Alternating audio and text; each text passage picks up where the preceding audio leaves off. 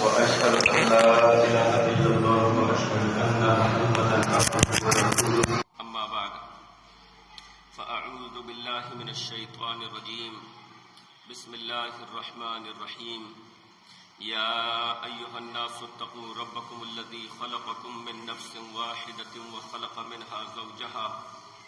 وبث منهما رجالا كثيرا ونساء واتقوا الله الذي تساءلون به والأرحام إن الله كان عليكم رقيبا وقال يا أيها الذين آمنوا اتقوا الله حق تقاته ولا تموتن إلا وأنتم مسلمون وقال يا أيها الذين آمنوا اتقوا الله وقولوا قولا سديدا يصلح لكم أعمالكم ويغفر لكم ذنوبكم ومن يطع الله ورسوله فقد فاز فوزا عظيما وقال الله تعالى في موضع آخر واذكر في الكتاب إبراهيم إنه كان صديقا نبيا. تمام قسم کی تعریفیں، کبریائی،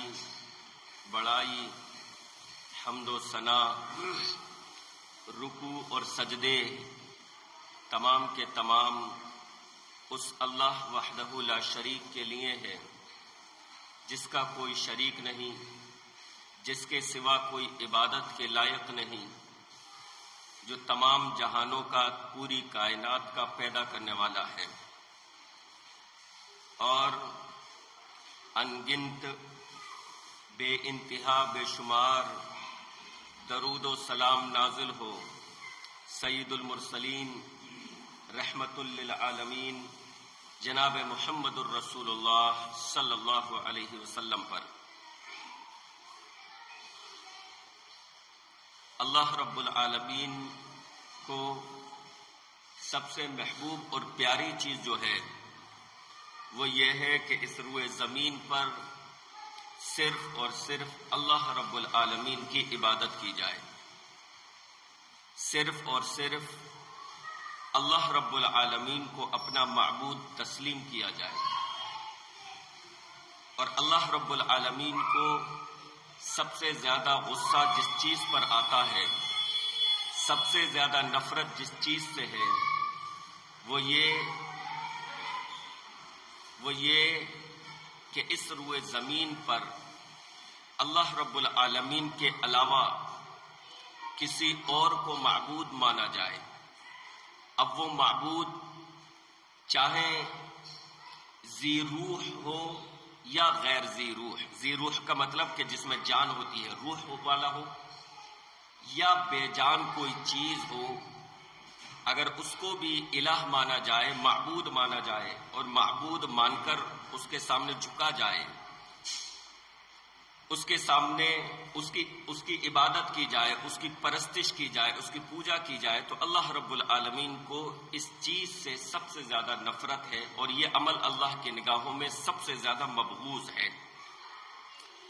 اسی لیے اللہ رب العالمین وقفے سے انبیاء و رسل کو، اپنے پیغمبروں کو اس سرزمین پر بھیجتا رہا تاکہ وہ لوگوں کو حقیقی معبود کی طرف بلائیں، تاکہ وہ لوگوں کو سچے الہ کی طرف بلائیں، ایک الہ کی طرف دعوت دیں، اور معبودان باطلہ کی عبادت سے نکال کر لوگوں کو سچے معبود کی طرف اے بچوں، اے جو اوپر ہو، اے بچوں کلا منڈی جو کھا رہے ہو، بھائی انہیں بلا لاؤ نیچے۔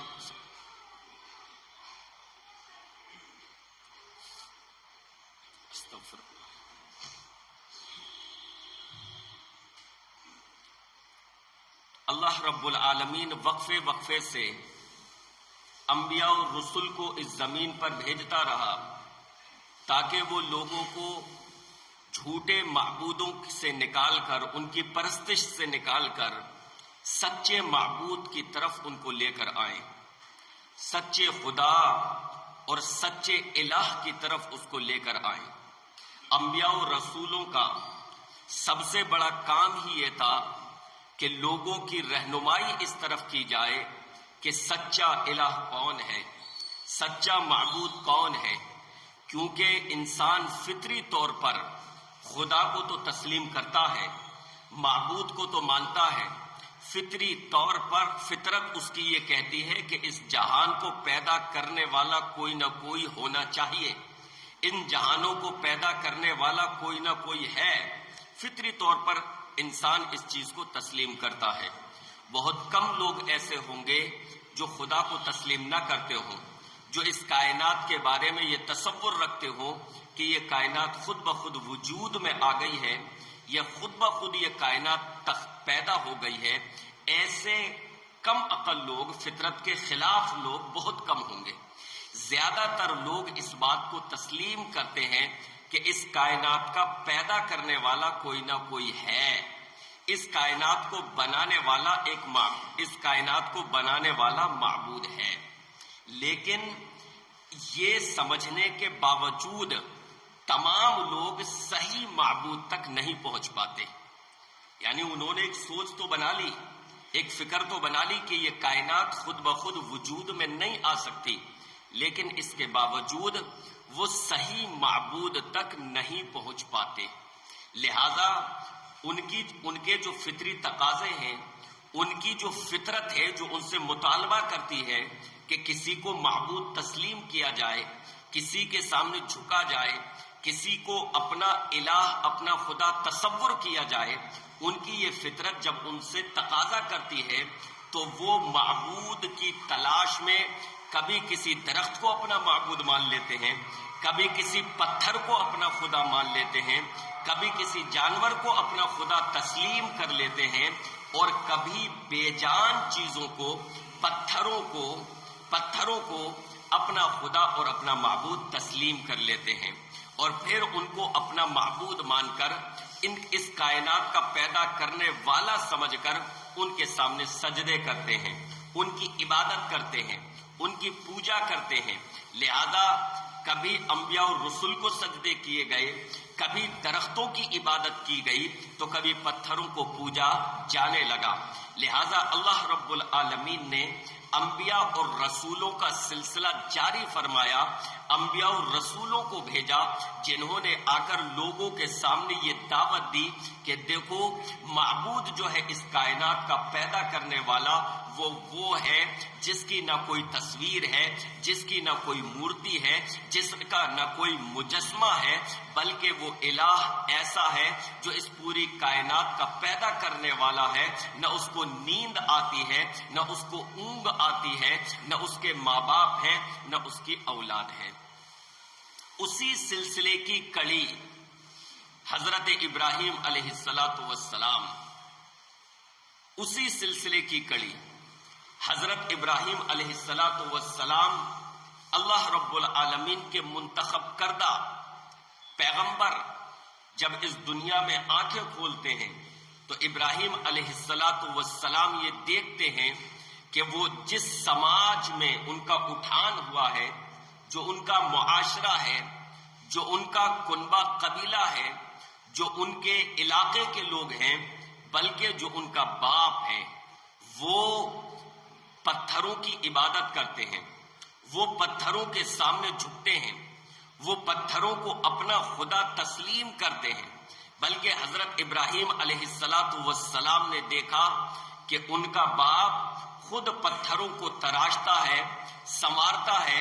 ان کے مجسمے بناتا ہے، ان کی مورتی بناتا ہے، اور ان کو خدا کا درجہ دے دیتا ہے، ان کی عبادت کرتا ہے، ان پر چڑھاوے چڑھاتا ہے۔ حضرت ابراہیم علیہ السلام ایک تو فطرت کے مطابق بھی انسان یہ سمجھتا ہے کہ یہ خدا کیسے ہو سکتے ہیں، اور پھر ابراہیم علیہ السلام تو اللہ رب العالمین کے منتخب کردہ تھے، ان کو تو اللہ رب العالمین نے چنا ہی اس چیز کے لیے تھا کہ لوگوں کو صحیح اور سچے معبود کی طرف لائے، ان کو جھوٹے خداؤں کی عبادت سے نکال کر حقیقی معبود سے ان کا رشتہ جوڑ دیں، ان کو سچے معبود کی پہچان کروائیں۔ لہذا ابراہیم علیہ السلام نے اپنی ذمہ داری کو محسوس کرتے ہوئے، وہ ذمہ داری جو ہر نبی کی ہوتی ہے، وہ ذمہ داری جو ہر رسول کی ہوتی ہے، وہ ذمہ داری جو ہر توحید والے کی ہونی چاہیے کہ وہ لوگوں کو توحید کی طرف بلائے، وہ لوگوں کو شرک کی دلدل سے نکال کر توحید کی طرف لائے، اور جھوٹے معبودوں سے ان کا ناتا اور رشتہ توڑ کر ان کو سچے معبودوں سے ملائے، سچے معبود سے ملائے، ان کے مالک حقیقی سے ملائے، سچے معبود کی پہچان ان سے کروائے۔ لہذا ابراہیم علیہ السلام نے اپنی دعوت کا آغاز اپنے باپ سے کیا، اپنی دعوت کا آغاز اپنے باپ سے کیا۔ اس کا مطلب یہ بھی ہوا کہ انسان جب توحید کی دعوت دے گا، انسان جب حق بات کی دعوت دے گا، تو وہ شروعات اپنے گھر والوں سے کرے گا۔ وہ دعوت کی شروعات وہ یہ سوچ کر اپنے گھر والوں کو نہیں چھوڑ سکتا کہ یہ تو میرے رشتہ دار ہیں، یہ تو میرے سگے ہیں، لہذا اگر میں ان سے کہوں گا تو یہ برا نہ مان جائے۔ نہیں، بلکہ یہ اس کی ہمدردی کی دلیل ہے کہ وہ یہ چاہے کہ اس کا باپ، اس کی ماں، اس کی اولاد، اس کے بھائی بہن، اس کے خاندان کے لوگ، اس کے کنبے قبیلے کے لوگ شرک کی دلدل سے نکل آئیں اور توحید کی راہ پر گامزن ہو جائیں۔ یہ اس کی اپنے رشتہ داروں سے محبت کی دلیل ہے، اپنے والدین سے ہمدردی کی دلیل ہے، اپنے باپ سے ہمدردی کی دلیل ہے۔ تو ابراہیم علیہ السلام نے اپنی دعوت کا آغاز کیا، توحید کا آغاز کیا، اور مخاطب سب سے پہلے اپنے باپ کو کیا۔ وَاذْكُرْ فِي الْكِتَابِ إِبْرَاهِيمَ إِنَّهُ كَانَ صِدِّيقًا نَبِيًّا۔ اللہ رب العالمین فرماتا ہے قرآن مجید میں، کتاب میں، حضرت ابراہیم علیہ السلام کا ذکر کریں، بے شک وہ نبی تھے، سچے تھے۔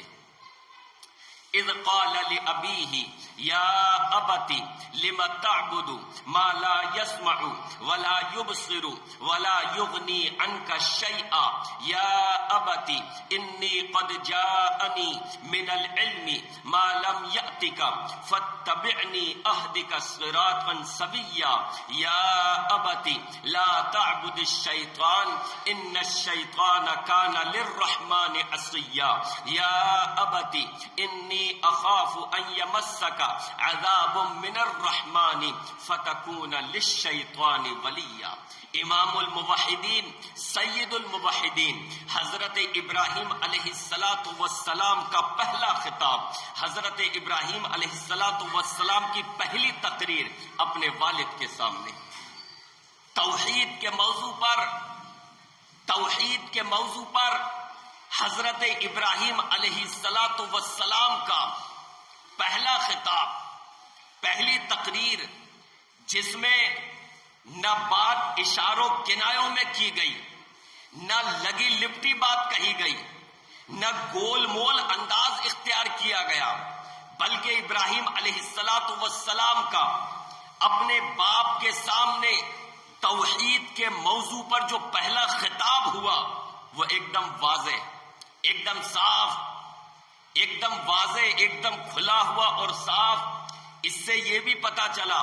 کہ توحید کو کھل کر بیان کرنا پڑے گا، توحید کو کھل کر بیان کرنا پڑے گا۔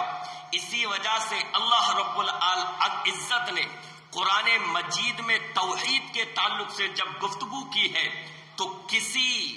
لاگ لپیٹ سے کام نہیں لیا، اشاروں کنایوں سے کام نہیں لیا، رو رعایت سے کام نہیں لیا، بلکہ اللہ رب العالمین نے توحید کے متعلق گفتگو کی تو دو ٹوک انداز میں اللہ رب العالمین نے ہر جگہ ارشاد فرمایا۔ جب غیر اللہ کی خدائی کے تعلق سے اللہ رب العالمین نے گفتگو کی تو دو ٹوک انداز میں اللہ نے فرمایا یہ جھوٹے ہیں، یہ معبودان باطلہ ہیں،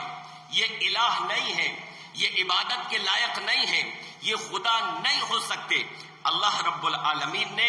یا انبیاء کرام کی دعوت دے کے انہوں نے کبھی بھی توحید کے تعلق سے لاگ لپیٹ سے بات نہیں کی ہے، رو رعایت سے بات نہیں کی ہے۔ ابراہیم علیہ السلام کا پہلا خطاب اپنے باپ کے سامنے توحید کے موضوع پر پہلی تقریر، اذ قال لأبیہ یا ابتی لم تعبد ما لا يسمع ولا يبصر ولا يغنی عنک شیئا، کہا ابا جان آپ ایسوں کی عبادت کیوں کرتے ہو جو نہ سن سکتے ہیں نہ دیکھ سکتے ہیں؟ یہ پتھر کی مورتیاں ہیں، یہ پتھر کے مجسمے ہیں جنہیں تم خدا سمجھتے ہو، جنہیں تم پوجنیے سمجھتے ہو، جنہیں تم عبادت کے لائق سمجھتے ہو۔ تم نے ظاہری طور پر ان کی خوبصورت آنکھیں بھی بنا رکھی ہیں، ان کی پلکیں بھی سنوار رکھی ہیں، ان کے کان بھی تم نے بنا رکھے ہیں، لیکن ان کے تراشیدہ یہ کان سنتے نہیں ہیں۔ تمہارے ہاتھ کی بنائی ہوئی ان کی یہ آنکھیں دیکھتی نہیں ہیں۔ ولا یغنی عنک شیئا، اور نہ ان کے اندر ایسی کوئی صلاحیت ہے کہ یہ تمہیں کوئی نفع پہنچا سکیں، یہ تمہیں کوئی نقصان پہنچا سکیں۔ تم ان کے ڈر سے، ان کے خوف سے تھر تھر کانپتے ہو۔ تمہارے دلوں میں ان پتھروں کا، ان مجسموں کا، ان مورتیوں کا خوف بیٹھا ہوا ہے، لیکن لم تعبد ما لا يسمع ولا يبصر ولا يغنی عنک شیئا، یہ نہ سن سکتے ہیں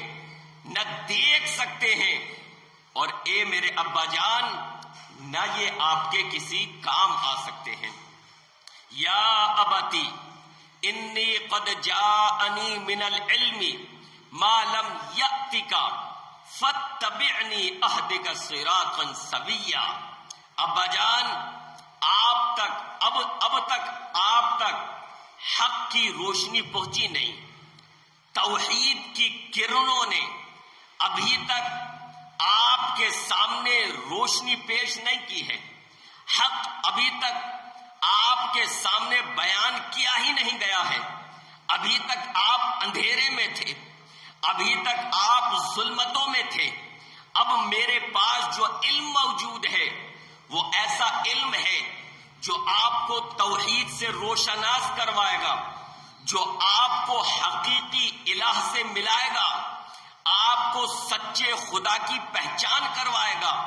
لہذا فاتبعنی اہدک صراطا سویا، اے میرے والد گرامی آپ میری بات مانیں، آپ میری پیروی کریں، میں آپ کو بالکل سیدھی اور سچی راہ دکھاؤں گا،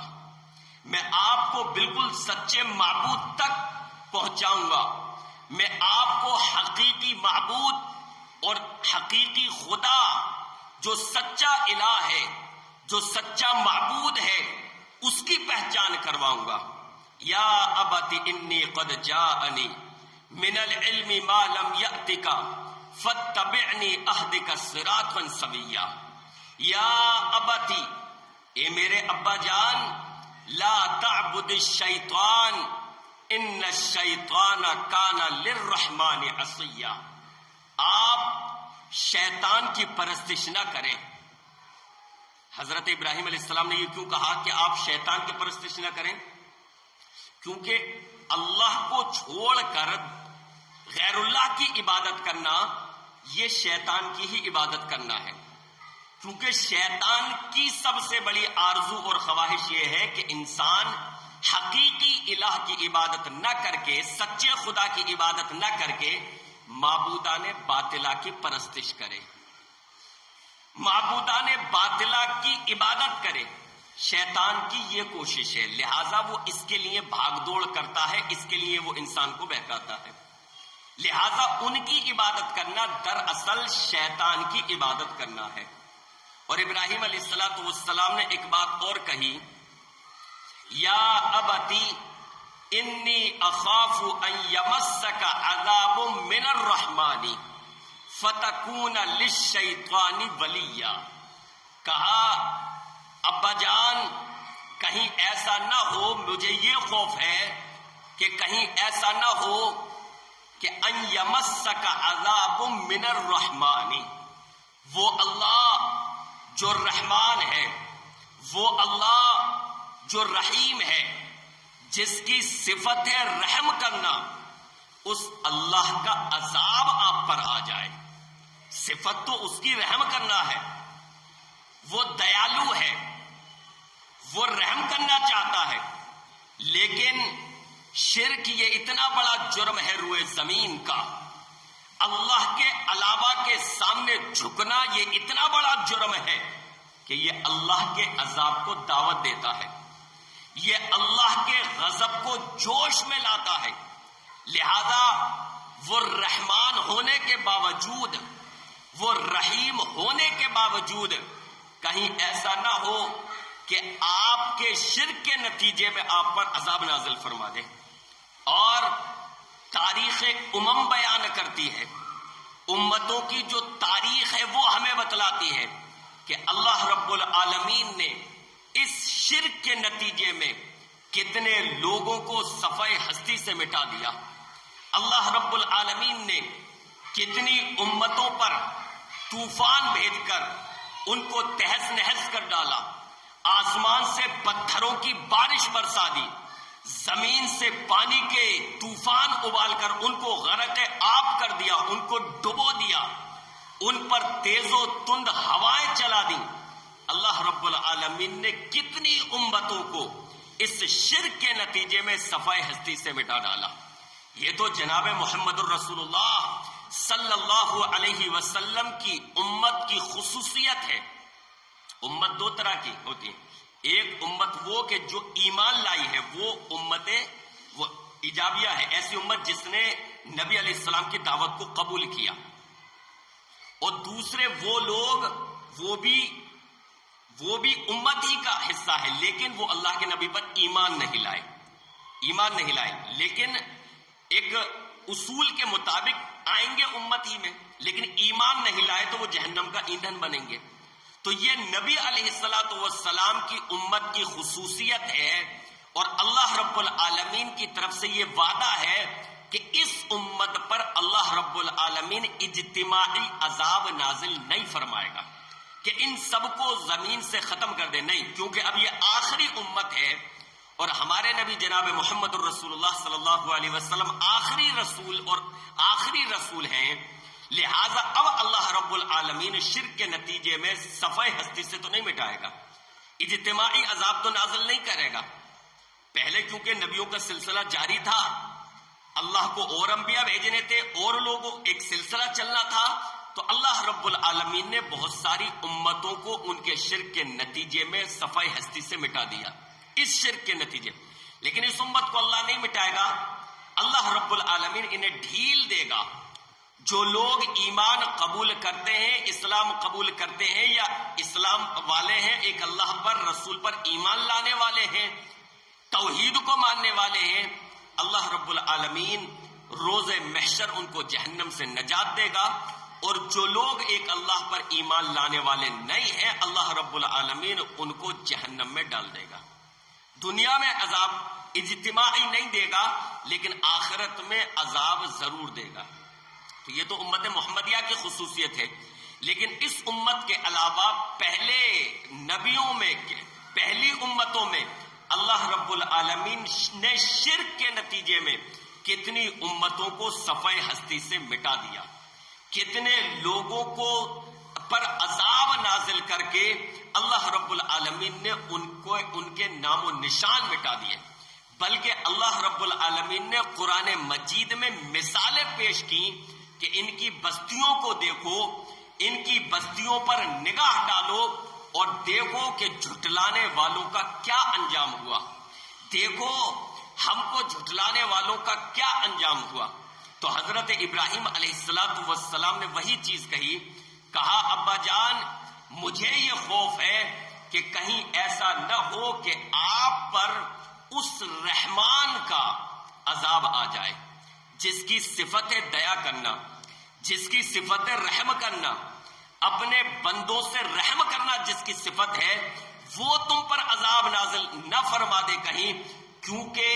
شرک سے اسے بہت زیادہ نفرت ہے، اور روئے زمین پر اللہ کے علاوہ کی عبادت کرنا یہ اللہ کے غضب کو، اللہ کے عذاب کو دعوت دینا ہے۔ ابراہیم علیہ السلام نے اپنے باپ کے سامنے توحید کے متعلق یہ گفتگو کی، توحید کے متعلق یہ تقریر کی، تو باپ نے جو اس تقریر کا جواب دیا، حضرت ابراہیم علیہ السلام ان کا بیٹے تھے، رسول تھے۔ ابراہیم علیہ السلام کی دعوت پر باپ نے سوچ و بچار کرنے کے بجائے اور اس کا کوئی مثبت جواب دینے کے بجائے جواب کیا دیا؟ جواب یہ دیا، قال اراغب انت عن آلہتی یا ابراہیم، کہا ابراہیم کیا تم مجھے میرے معبودوں سے الگ کرنا چاہتے ہو؟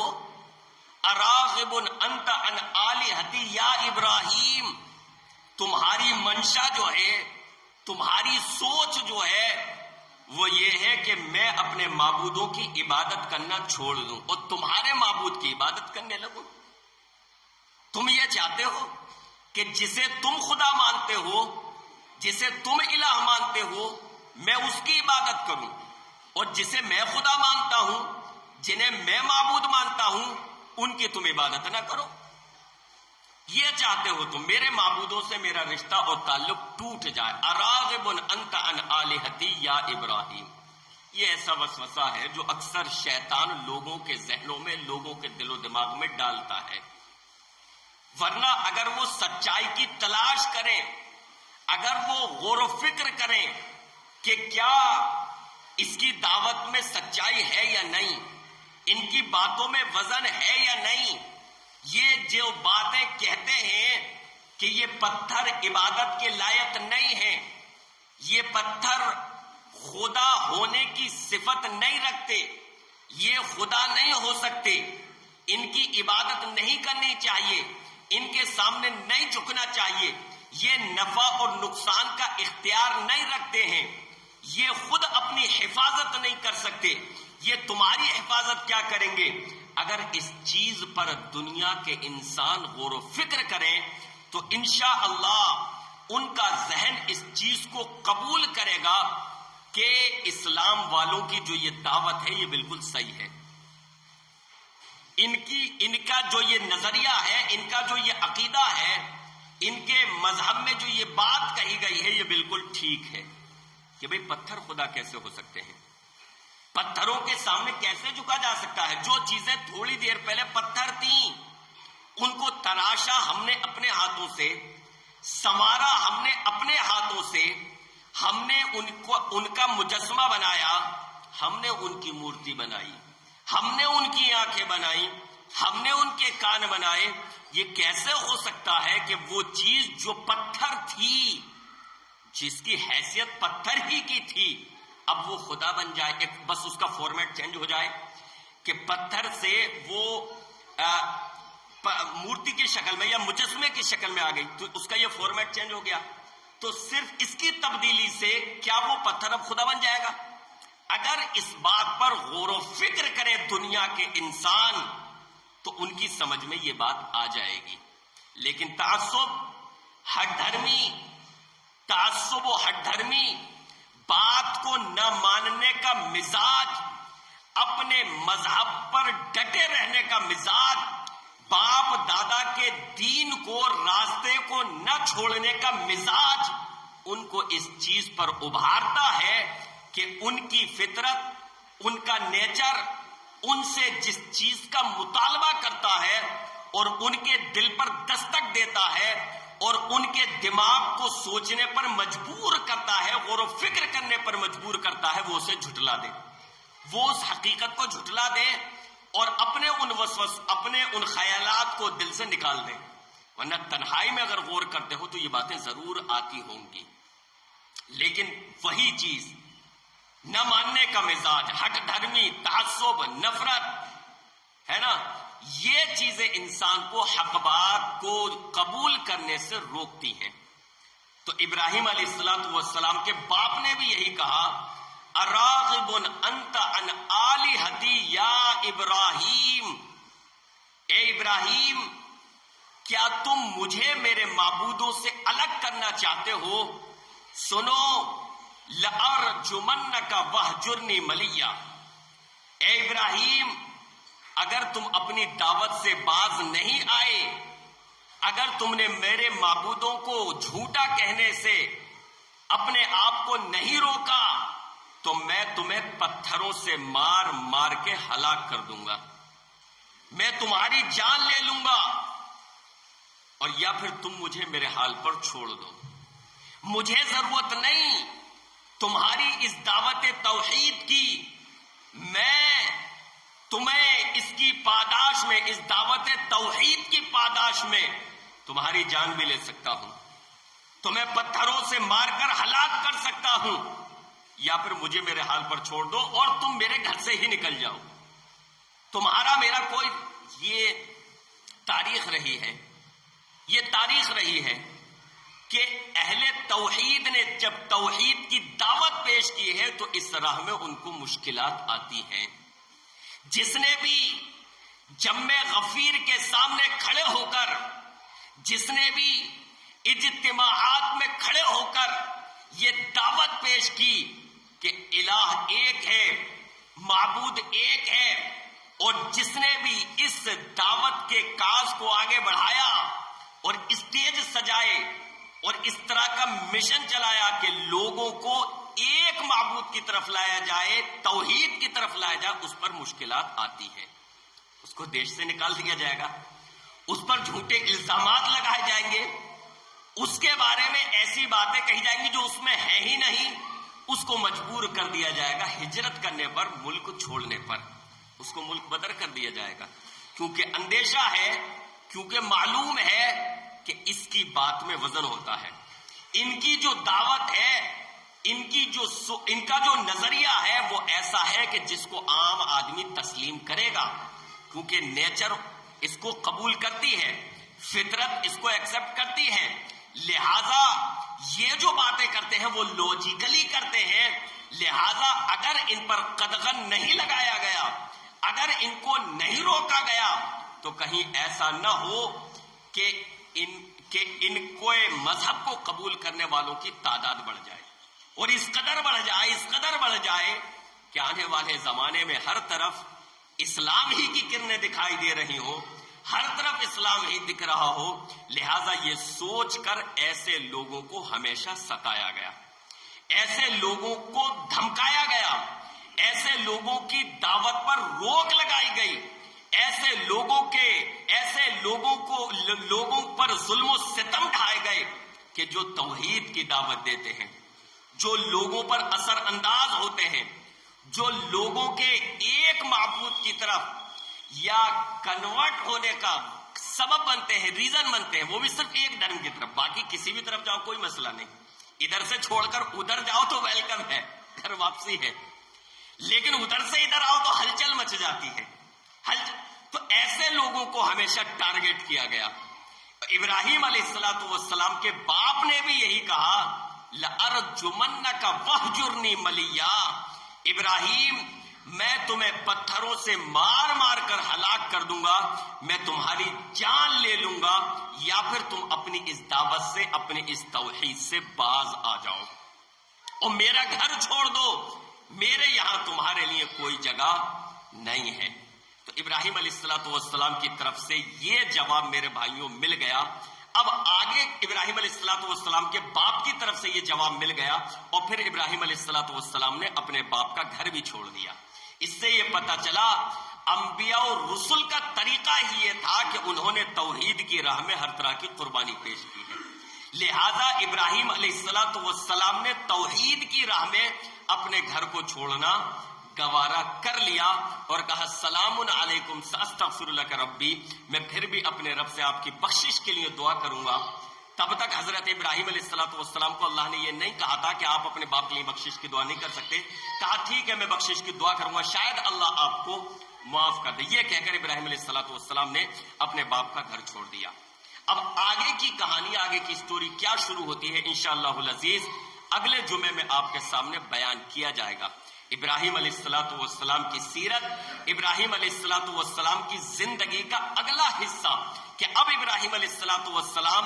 اپنی دعوت کن لوگوں میں دیتے ہیں، اپنی توحید کی گفتگو، اپنی توحید کی تقریر کن لوگوں میں کرتے ہیں، اور پھر وہاں سے ان کو کیا رپلائی ملتے ہیں، کیا جواب ملتے ہیں، کیا ان کا ریئیکشن رہتا ہے، تمام چیزیں انشاءاللہ العزیز اگلے جمعے میں آپ کے سامنے بیان کی جائیں گی۔ اللہ رب العالمین سے دعا ہے کہ رب العالمین ہمیں حضرت ابراہیم علیہ السلام کی سیرت کے ذریعے اپنے ایمان کو تازہ کرنے کی توفیق عطا فرمائے۔ اللہ حضرت ابراہیم کی سیرت کو سن کر ہمارے عقیدے توحید میں مضبوطی پیدا فرما دے، ہمارے ایمان میں مضبوطی پیدا فرما دے، اور حضرت ابراہیم کی سیرت سے جو درس اور عبرتیں اور نصیحتیں ملتی ہیں اللہ تعالیٰ ان چیزوں کو ہمیں سمجھنے کی، ان پر عمل کرنے کی توفیق عطا فرمائے، آمین یا رب العالمین۔ میرے بھائیوں اور بہنوں، آج جو ہے 1 ذو الحجہ ہے، کل جو ہے چاند دکھ گیا،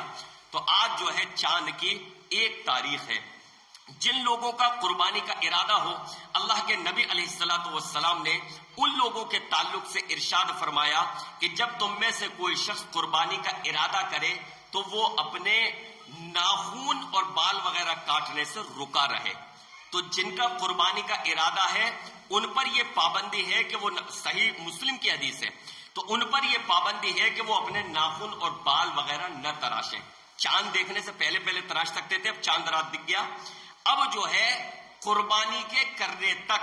وہ اپنے ناخن اور بال وغیرہ نہ تراشیں۔ قربانی کے بعد ان کے لیے یہ جائز ہوگا کہ وہ اپنے ناخن اور بال وغیرہ تراشیں۔ اسی طرح جن لوگوں کا قربانی کا ارادہ نہیں ہے، جو قربانی کی استطاعت نہیں رکھتے، قربانی کی طاقت نہیں رکھتے، ان کے بارے میں اللہ کے نبی علیہ السلام نے یہ حکم دیا کہ وہ قربانی والے دن اگر اپنے ناخن وغیرہ بال وغیرہ کاٹ لیں تو انشاءاللہ العزیز ان کو قربانی کا اجر و ثواب ملے گا۔ تو قربانی کے دن ان لوگوں کو بھی اپنے ناخن اور بال کاٹ لینے چاہیے۔ اس کے علاوہ یہ جو 10 دن چل رہے ہیں ان میں زیادہ سے زیادہ ذکر و اذکار کرنے کا حکم ہے۔ اللہ کے نبی علیہ السلام نے فرمایا کہ یہ 10 دن جو ہے عشر ذو الحجہ جو اب چل رہے ہیں، یہ سب سے افضل دن ہے، یہ سب سے بہترین دن ہے، اور اللہ رب العالمین کے محبوب ترین دن ہے۔ اللہ کو یہ دن سب سے زیادہ پسند ہے، اور ان دنوں میں نیکیاں کرنا اللہ رب العالمین کو بہت زیادہ پسند ہے۔ لہٰذا اللہ کے نبی علیہ السلام نے فرمایا کہ ان دنوں میں زیادہ سے زیادہ تسبیح پڑھو، زیادہ سے زیادہ تکبیر، زیادہ سے زیادہ تحلیل، اور زیادہ سے زیادہ یعنی تحلیل کا استغفار۔ تحلیل کا مطلب کیا ہوا؟ لا الہ الا اللہ۔ تکبیر کا مطلب اللہ اکبر، تحلیل کا مطلب لا الہ الا اللہ، اور تکبیر کا مطلب اللہ اکبر، تسبیح کا مطلب سبحان اللہ، تحمید کا مطلب الحمدللہ۔ تو تحمید، تسبیح، تحلیل ان الفاظ سے مراد یہ ہے کہ ان دنوں میں سے زیادہ سبحان اللہ، الحمدللہ، لا الہ الا اللہ واللہ اکبر، یہ الفاظ زیادہ سے زیادہ پڑھنے چاہیے۔ بخاری شریف کی روایت ہے، حضرت عبداللہ ابن عمر رضی اللہ عنہما اور حضرت ابو ہریرہ رضی اللہ عنہ، یہ لوگ بازار کی طرف نکل جاتے تھے اور وہاں پر بھی ان تکبیرات کو زیادہ سے زیادہ پڑھتے تھے۔ ان تکبیرات کو بازار میں بھی زیادہ سے زیادہ پڑھتے تھے، کیونکہ مسلمانوں کا بازار تھا، مسلمان تھے سب، تو وہ لوگ بھی، حدیث میں آتا ہے کہ وہ لوگ بھی ان کی تکبیر سن کر ان الفاظ کو پکارا کرتے تھے، اور وہ لوگ بھی تکبیرات کو پکارا کرتے تھے۔ تو ان 10 دنوں میں نیکیاں اللہ رب العالمین کو بہت زیادہ پسند ہیں، بالخصوص ذکر و اذکار انسان کو زیادہ سے زیادہ کرنا چاہیے۔ اللہ رب العالمین سے دعا ہے کہ رب العالمین ان تمام چیزوں پر ہمیں عمل کرنے کی توفیق عطا فرمائے۔ اس کے علاوہ یوم عرفہ ابھی جمعہ آ رہا ہے، اس کے بعد آئے گا تو اس کی وضاحت آگے کی جائے گی۔ اللہ رب العالمین سے دعا ہے کہ رب العالمین ان تمام چیزوں پر عمل کرنے کی توفیق عطا فرمائے، آمین یا رب العالمین۔ وصلی اللہ تعالی علی رسول خیر خلقہ محمد وآلہ وصحبہ اجمعین برحمتک یا